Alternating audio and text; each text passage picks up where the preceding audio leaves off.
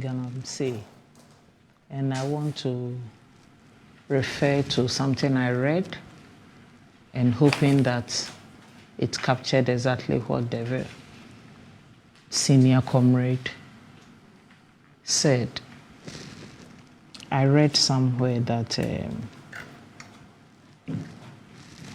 one of our very senior party members, our former ambassador to Netherlands, Honorable Tony Edu, said, if we don't kill Galamsey, Galamsey will kill us. I think that is where we are.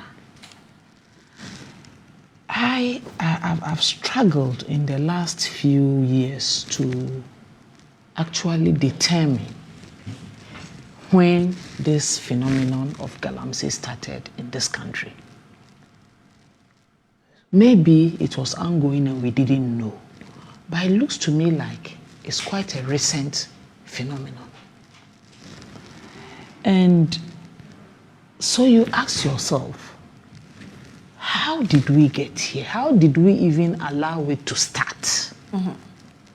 And that again goes back to all the issues that we're discussing before, where there are times that certain issues actually have been legislated on. There are laws and there are bylaws in the various districts and communities that have to be invoked to curtail certain activities, but which unfortunately are not being done. So I can't pinpoint exactly when Galamsey started, but all we saw was Galamsey, and the talk of the country everywhere was Galamsey.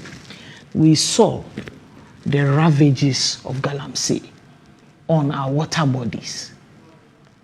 We saw the ravages of Galamsey to our forest reserves. And we saw the ravages of Galamsey to our very lives, where children in this country are born deformed because of the sheer chemicals that Galamseyers are putting in our water bodies. The Ghana Water Company Limited has had cause to lament the issue of Galamsey and how it is affecting its operations in processing potable water for the people of this country. So Galamsey has become an all-encompassing problem. It touches you everywhere. No one is exempt from the ravages of Galamsey. As we speak, Annie, I haven't seen, but I've heard people say that sometimes you buy a tuber of yam on the market. You get home, you slice it, and there's water. In the yam? In the yam. So this is yam that is grown around these areas where every facet of the environment has been contaminated by Galamsey activities. We didn't need, as a country, we didn't need this accident to raise our consciousness about Galamsey. It was clear that Galamsey was ready to consume all of us in one way or the other. You don't know, I went on the campaign. I left home for 3 months. When I got back, I found, usually we'll buy this size of water for the fridge, for drinking. But I saw the big ones.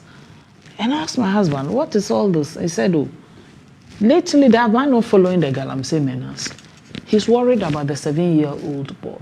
So this is the water he now uses to make his Tom Brown and oats. As we speak, this is my coffee. I made the coffee from mineral water. Yeah. We don't trust the water from the taps anymore. From the taps. You don't know what it contains.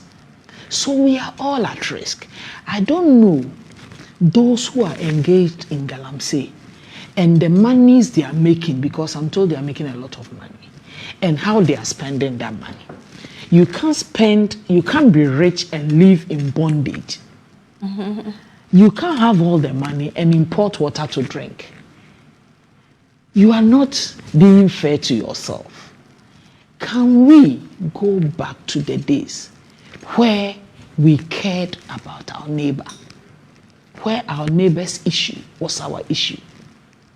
Can we go back to the days where we could just go to the backyard, uproot cassava, harvest plantain, harvest garden egg, tomato, akukwa wisa, slaughter the domestic bird and have a meal? Why can't we do that? We have everything.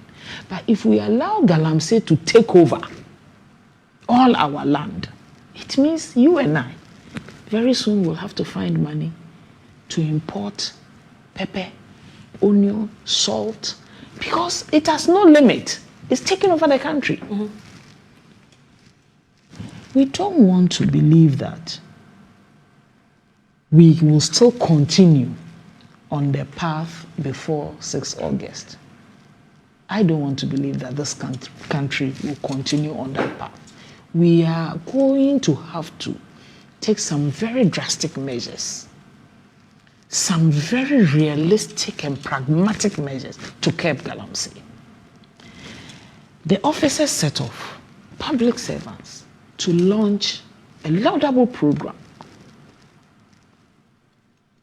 to reset the whole Galamsey environment, empowering people with skills to look at a more sustainable way of mining. We've been mining in this country since independence. We've never had this. How were we doing it before? What were the gaps, the loopholes with the system that we had that we never had Galamsey? What did Galamsey come to solve?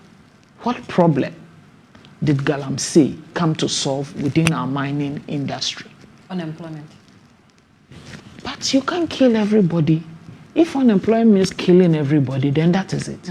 So we are not there to come because we are on that path. That's the reason they are there. That's why we are going. That's the reason they give. And they will tell you, those who go there will tell you the number of people who died there, engaged in this very activity. They are not making the news. They are not on the radar. But too many people are losing their lives, even in the Galamsey activity. So now, those people are dying. Public officials who are supposed to have a duty, a responsibility to take care of this country are dying. Since when did we become this materialistic? Since when did you and I want to just have it all? Hajia, Zuira, she has it all. Everyone else can go. No, our society has never been like that. And I think it is time that we retrace our steps in order to save ourselves and save our children and save this country. Doc, let me bring you in. We have a few minutes to go. Maybe you can have some 5 minutes. You know, I think whenever it comes to Galamsey, I get very emotional. The politicization of illegal mining in Galamsey is what has given us, it has taken away our ability to speak about it objectively, because it becomes very subjective. Who is acknowledging what the previous administration did? What was going to be commissioned? It wasn't a new project. It was a rehash of an old program with additions. I read it, and even the report acknowledged that Responsible Cooperative Mining and Skills Development Program is a rehash of NAELP, National Alternative Employment and Livelihood Program. And so it means there was NAELP, and then there was an addition. So the new one is Responsible Cooperative Mining and Skills Development Program. You know, so there's a continuation. I was very happy that at least, even if it's a rehash, a repackage, you know, additions have been made, then it means someone has ingeniously thought to see what was needed to be added, you know, because skills development and alternative livelihood is a very important part of making sure that you can take people from the sector. But Annie, that said, can we objectively start talking about what needs to be done about Galamsey? Just before elections, this huge cry for a state of emergency. And then suddenly, nobody is talking about that state of emergency anymore. Does it mean that we've gotten some research that has proven that Galamsey has now been reduced. The rate of destruction of the environment has been reduced. So all the promises and everything we heard before has all been suspended. Maybe this is time for us to have a proper national dialogue. And that's something that hasn't happened before. It's been discussed and discussed. There's been traditional leaders brought into a national dialogue. Previous administration, we did all of it. But sometimes when we refuse to call a spade, this is where we get to. And I'm happy you said that starting from Major Mahama till now, we are looking at the lives that have been lost, not just engaging in Galamsey itself, but also in the line of duty to go and attempt to do something about it. And I wanted to point, when I was looking at some of the pictures that you're talking about, I have been to a collapsed Galamsey pit before. Mm-hmm. You see like dead bodies just scattered in the pit. Hey. Yes, I've seen it before. I saw it like 7 or 8 years. No, even before NPP came into power. This is 2012, 2013, when I was working in the mining sector. There was everything there. I was asking myself, and you know what the interesting thing is? People were actually walking on the body. Yes, ice water sellers. Everybody was in the pit, and they were now. It was. I've never seen such an image before, and I asked myself, we are becoming inhumane. Yes. And that's how they are when they are there searching for gold. And one of them made a flippant remark to me that, you